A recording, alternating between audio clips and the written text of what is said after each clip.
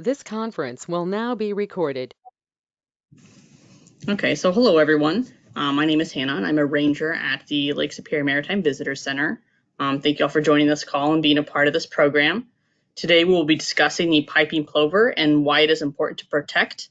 I'm going to be going over the stages of their life, why they're endangered, what the Corps of Engineers has done to try and encourage the plovers to nest in the Twin Ports, and what you can all do as individuals to help out. Before we get started with everything, we're going to be needing to know some basic bird vocabulary and anatomy in case anyone out there doesn't know, or people need a light refresher. Some of the vocab that we're going to be using today is endangered, forage, brooding, incubate, camouflage, downy, migration, and clutch. This particular jargon. So endangered is when a species is at a serious risk of extinction. To forage is to look and search for food. Brooding is when eggs are being, sat on to keep alive, which is just about the same meaning as incubate. Camouflage is when an animal's natural coloring or form, shape, enables them to blend in with its surroundings. Downing is soft and fine feathers that many birds are born with, which they then lose over time. Migration is a seasonal movement from one region to another, like birds leaving for the winter. And lastly, a clutch is a group of fertilized eggs. And in this photo over to the side, let's get my laser pointer out real quick. Okay, sorry. So in this photo here, a bird illustration. We're going to be talking about multiple parts of the bird, but mainly we are going to be focusing on the changes that happen to the head, crown, beak, and throat, and then how the color changes on the back of the plover, the wings, and then a little bit about the legs, not too much though. So let's begin with the basics of the piping plover. It's a member of the plover family, which consists of about 66 other types of plovers. The piping plover is largely found on the shoreline, as they typically live on sandy beaches, tidal flats, and mud flats. In the US, the piping plovers live in 3 different areas: the Great Lakes, the Great Plains, and on the eastern coast. Their existence is threatened on the Great Plains and the eastern coast, but on the Great Lakes, they are classified as endangered as their numbers are substantially low. As I previously mentioned, the plovers can be found on the Great Plains, the Great Lakes, and the northern east coast. And these are the areas that they call home from mid-April to at least mid-September. But like I said, we are going to be focusing on mainly this area here, and then a little bit about, again, what we're trying to do here in Duluth. So again, with focusing on the plovers in the Great Lakes, the plovers here essentially live on beaches their entire lives as they migrate to and from the sand beaches, tidal flats, and then sometimes like mud flats as they try to nest on these sandy pebble beaches. This is their preferred environment, habitat. They live in these environments because this is where they are able to find all of their food. When foraging in the sand, which, fun fact, honestly takes about 70% of their day. A lot of research has shown that that is largely what they spend their time doing. Their diet is largely consisting of small invertebrates like crustaceans and mollusks, as well as insects like marine worms, and the eggs and larvae of flies and beetles. So let's start at the beginning of a plover's life, the incubation of the plover eggs. So during incubation, plover eggs are brooded, or again, sat on, like the vocabulary that we talked about earlier, by their parents. So give or take a day, the plovers are brooded for about 27 days, and typically they all hatch within a few hours of each other. Soon after they've hatched, they're able to walk, and within those early hours, they're able to at least mimic the action of feeding. And what I mean by this is that they will peck at the ground, but it's assumed that they aren't actually catching anything. that they're just attempting to eat and to feed themselves, which is what they do. The plover parents actually never do feed the chicks themselves. The chicks have to feed themselves, but they usually learn this within the first day. It just takes a little bit. And if we do note their physical appearance here, first, a piping plover, when they are born, you'll notice that they have all of their downy. They are very fluffy. And those are, those very fine and soft feathers that we talked about. And they have an all black beak. And the color of their legs haven't fully set in. If you'll notice here in this picture, it isn't a full orange color, but as we continue, soon after, within a couple of days, that color fully sets in. So the young piping plovers are naturally equipped with camouflage. Their sandy colored backs, wings, crown, and head come in handy when they hear a parent give out a warning call about a predator. And then what they usually do is they will plop in place, and they're very easy to miss. They blend in very well with their surroundings. Around their first month of life, the plovers learn to fly after they've lost all of their downy. This is a staple that defines the transition from a chick to a juvenile plover. As you can tell, there are some changes that we can see physically. First, the juvenile plover has no downy. It has been replaced with these sandy colored feathers that are kind of outlined in this white, and that their size has nearly tripled. If you also look at their legs, you'll notice that this plover right here has 3 bands. These are placed on plovers typically when they're very small chicks, usually within their first week of life. But these are identification tags that help indicate and track the population of plovers based on where they were born and when, and if they are male or female. Before they reach adulthood and full maturity, they will begin their migration process. This process usually begins with flying away from the nest. Young piping plovers are sometimes seen flying away from their original nest in what is seen as like a small venture into the world. They're sometimes seen flying about 50 kilometers away, which is roughly 31 miles, before they officially take off for the winter. An interesting thing to note, oh, excuse me, the lights kind of moved. There we go. Sorry. An interesting thing to note is that the piping plovers are not often seen in migration. So some believe that they make one nonstop flight when they are migrating. And in winter, piping plovers are seen. They are seen in the southern half of the East Coast, the coast surrounding the Gulf of Mexico, and some sand islands that are in the Caribbean, and a small amount have been seen every year on the beaches of Zihuatanejo over in Mexico, this small little dot. So because of those handy identification tags that I mentioned previously, we can tell that the plovers that nest around the Great Lakes sometimes and more often than none travel to the coast of Georgia and South Carolina. While in their winter location, the juvenile plovers will begin to develop their black bands and half of an orange beak. Around their throat and on the crown of their heads, these bands will develop, as well as the base of their beak will turn orange, signaling that they have reached full maturity. The bands will become more pronounced as the mating season approaches, but just like in the spring and the summer months, during the fall and winter months, the plovers will live on those coastal beaches, sand flats, and mud flats where they will forage for their food and live in large groups of plovers, which is the opposite behavior of what they exhibit in the spring and the summer, as they are a territorial bird during their mating season. And just like many other birds, when the weather improves, they return to their nesting and breeding grounds. So if there are any quick questions, I'd love to get some. If anyone has any, go ahead and type those up and put them in the chat before I continue.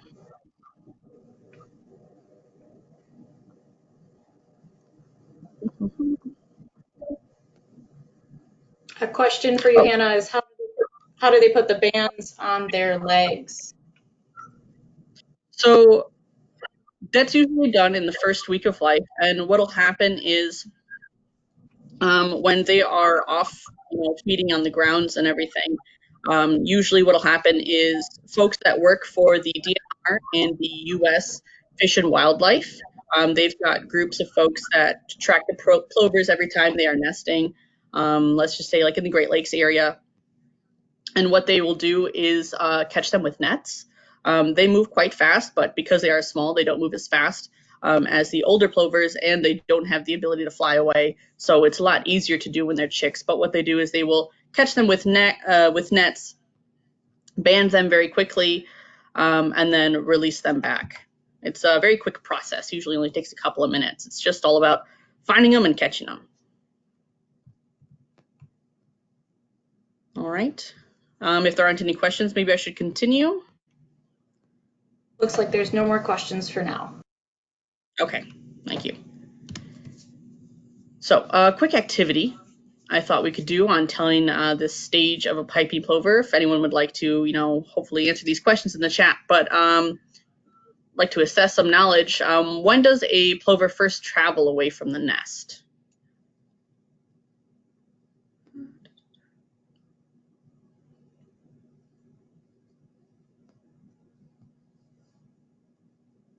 I'll give you a hint. It's one of 3 stages. There is the chick stage, the juvenile stage, and then the adult stage.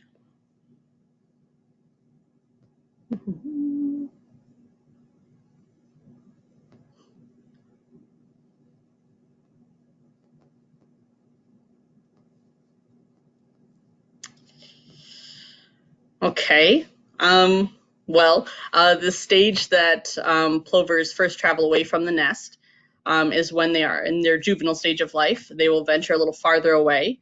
Sometimes they will do this with their brothers and or sisters from the same nest, and sometimes even with the father plover. They will venture off before they finally migrate. Another question. When do plovers typically get a tag placed on them? I guess we kind of just had that question. It's almost exclusively when they're chicks, like I said, because it is easier. It's a lot easier to catch them, and they cannot fly away. So if anyone would like to answer this question, when do plovers usually lose their downy? I'll just wait a couple seconds for this one.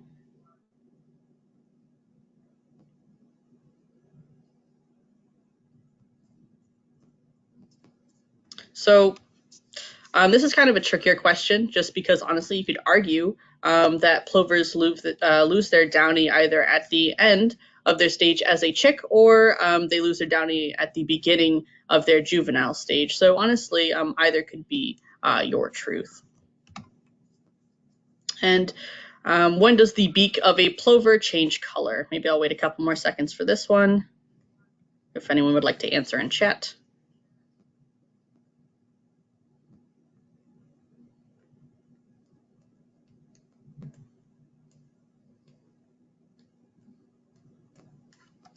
Okay, so it happens when they reach their full physical maturity. What will actually happen is the beak will change colors first before the bands are developed. But this shows that they have fully reached their adult stage when the base of the beak does turn orange. That was the last question. I hope you got a little quiz test out of that. So let's continue. So post-migration, we have the beginning of the mating season. Male plovers will attempt to attract mates with their elaborate flights over their territory. They will continue to do these flights over their territory until they have found a mate. If they don't find a mate, then they will only stop their performance when it comes to time for migration. So this is a little bit of a problem, obviously, when it comes to the population size. I'll continue to talk about some issues that they have with their habitats, but if they can't find any territory, then they will try to perform their dances elsewhere, their flights elsewhere, to attract a mate. But often, when looking to territory, they won't find any territory. So there are often competitions between the small territory that is available, and then when they do fly away out of their natural habitat, they can't find a mate because the females are looking for males on beaches or sandy flats, and a lot of those are just not available. So, oops. Once a female plover has selected a mate, the mate will dig their nest, will dig nest after nest actually, until the female plover is satisfied with one to lay her eggs in. To make the nest, the males will dig depressions into the sand, and for the female to pick the nest will need to be in what they consider a safe location. It may take between 5 to 10 days until she chooses a nest, and even after she has chosen a nest, there is a chance that she could abandon the nest after laying 1 or 2 eggs if she no longer thinks it is a safe location. And with this process, starts again trying to find another good, safe area. So in a successful nest, there will be around 3 to 4 eggs laid over the course of 2 to 3 days. So both parent plovers will help incubate and brood the eggs, and during incubation, they will continuously line the nest with small pebbles and shells. So this is why when they do look for an area to nest in, they're looking for beaches that have, small rocks and shells. And if you remember back just a minute ago about how it takes 5 to 10 minutes until a female chooses a nest, after she has picked the nest, she may abandon the nest after laying only 1 to 2 eggs if she no longer thinks that it's a safe location to process, and then the process starts over again, excuse me. And this is also a reason why the DNR and then the U.S. Fish and Wildlife Service will wait a couple of days until they have successfully laid a clutch of eggs before they sometimes go in to help put up protective barriers around nests. After the chicks hatch, they are cared for by both parents for 5 to 7 days before the female plover leaves. When the female leaves, which always happens, it's usually at about the end of the week, about the end of the first week of the young chick's lives, and there is usually about a 30% chance that she will lay a second clutch that season. And this typically happens when there is a successful nest early on in the mating season, which again lasts from, like I said, about mid-April to mid-September. But if they have a successful nest early on, there is a good chance that she will lay another clutch of eggs if she finds another mate. So, but after the female does leave, though, the male plover will take over in protecting and keeping a watchful eye over the plover chicks. Let me just move again one more second. Excuse me. If there are any questions, I could take those right now at this time.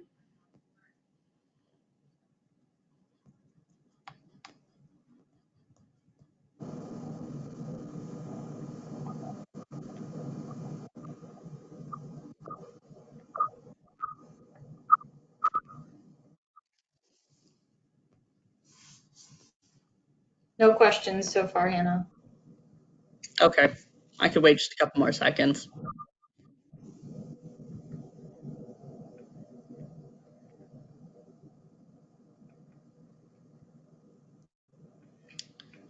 Okay, any more questions, Will, or?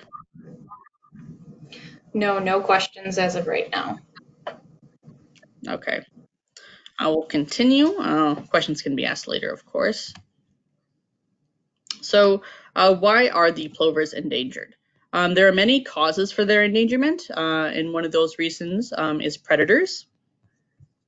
Plovers and their eggs and their chicks can find themselves prey to many predators and even natural egg predators. Some of these predators include foxes, skunks, domestic and feral cats, and dogs, both domestic and feral. Now, many animals are natural egg predators, but human activity also interferes as well because of the trampling of nests is a common occurrence.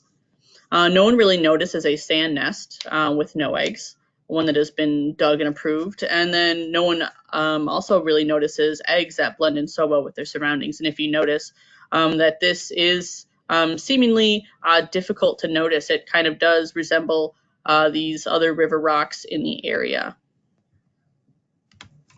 So when there is a lot of human activity in the area, piping plovers will just refuse to nest in the area altogether. Along with the predators and humans, plovers also face their shrinking habitat. Human foot traffic through natural plover nesting areas is a large issue, at least here in the Twin Ports and other areas around Lake Superior and Lake Michigan. And even on the East Coast as well, the northern East Coast. So with increased human activity, they will fly elsewhere for a territory to show off to a mate. Female plovers are looking for a mate that does have good territory that is also seen as safe, and male plovers will not choose to obtain and hold a territory that is not going to be approved by a female. So there is also issues due to commercial and residential developments on these sandy beaches when they're losing nesting areas. If you see, this photo is a minor example. You have some construction, right, or not constructions, but houses or businesses that have been constructed over here. But the plovers would not nest in this area because it wouldn't be safe enough to them. So rising water levels have also given the plovers no place to rest in recent years. So they have not been able to find suitable places to nest, but with limited breeding habitats and a territorial nature, fewer and fewer piping plovers are not mating. So again, if there are any questions, you can go ahead and ask them real quick before we start a small little activity. Hannah, while people are thinking of questions, I had a question for you. How are we better at avoiding these nests when we're on those beaches? Oh, I'll talk about this later, but I can talk about it now too. A really good way to avoid disturbing any nests that are in the area is one, paying attention to any piping plover signs or just any signs in general that have been placed in the area about any birds that lay nests on beaches. A lot of beaches do have that if there are, if that's like a natural nesting area.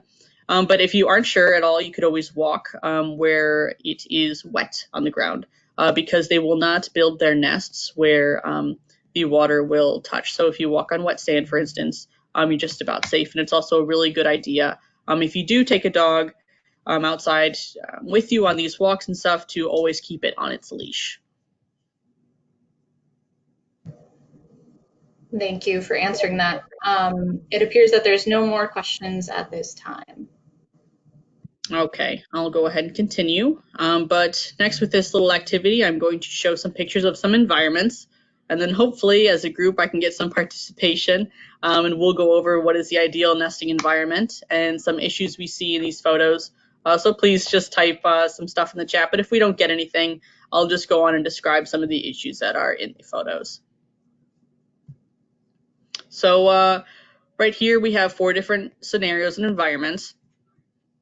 And it's basically just, please go ahead and comment on what you see as a good thing, what you see as a bad thing in some of these environments. I'll just give it a few seconds.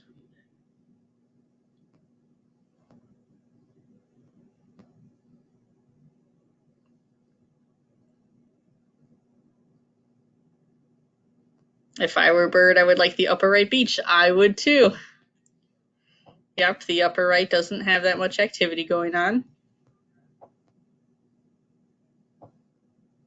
No dogs or human activity, correct? So if we do see with this first photo right here, we've got a dog, notably a dog without a leash. If that were an occurrence, the male plover would probably just leave the area. Usually what will happen is the plovers will kind of scope out an area for a day or two, and if they're like, no female will approve this, they'll move on their merry way.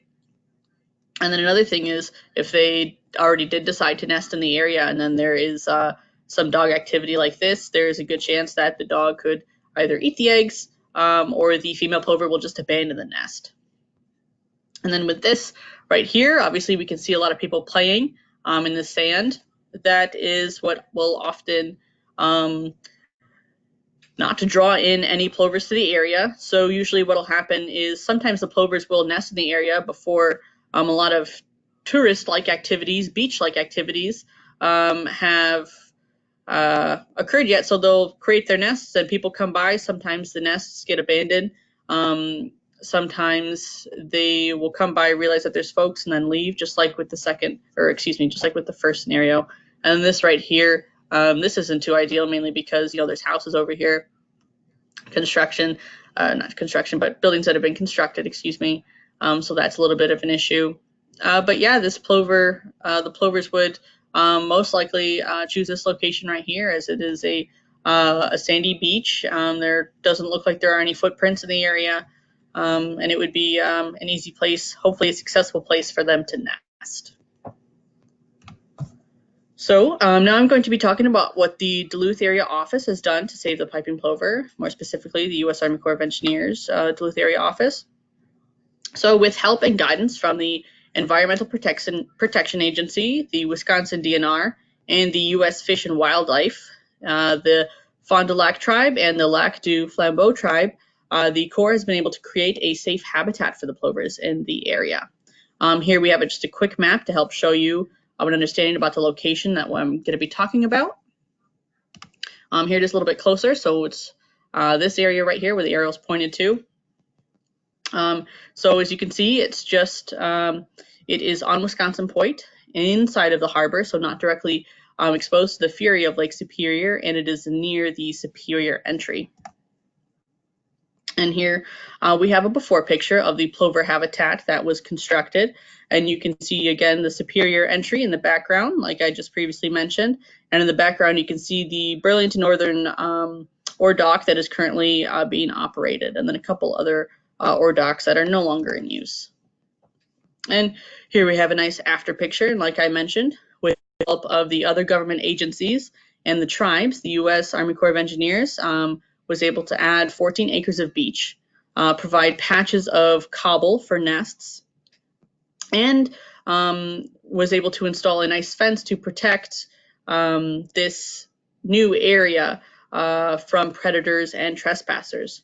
And this was all done in hopes of giving the plovers a safe area to nest in, as it is a visible habitat, a viable habitat area with plenty of space for more than one plover nest. And now before I finish, I would just like to give you guys a quick little bit of information on what you can do as individuals. And honestly, the biggest thing that you can do is listen. You can do this by paying attention to what signs tell you whenever there's a possible plover nesting area. Paying attention to signs like this is an important thing that you can do. And this one right here that I have on screen, as you can see, it says City of Duluth. This is something that we have here it's located in Park Point. And it is asking its reader to, one, avoid the area if they can, and to keep all dogs on leashes. And like I said earlier, when Trisha did ask me that question, excuse me. But like I did say, when Trisha asked me that question, a really good way that you can, be mindful and everything, if you haven't seen any signs like this, but you are just wanting to be cautious, wanting to be safe, maybe you do see a sign, but you still want to take a walk, is to walk where the sand is wet, because plovers won't create nests that are close to the shoreline, so you'll be safe walking there. And then just being mindful of where you step, and again, keeping your dog on its leash. So before I pass it over to Ranger Trisha, I'd just like to say thank you all for listening to my presentation, and I'll be taking some final questions in a few minutes here, so please stick around. I hope all of you enjoyed learning about the life of the plovers, and that you all understand the types of issues that they're facing as a species. You see what we, the Corps of Engineers, are doing to try and save them, and that you all now know what you can do as individuals to do your part to save the plover. Thank you. This conference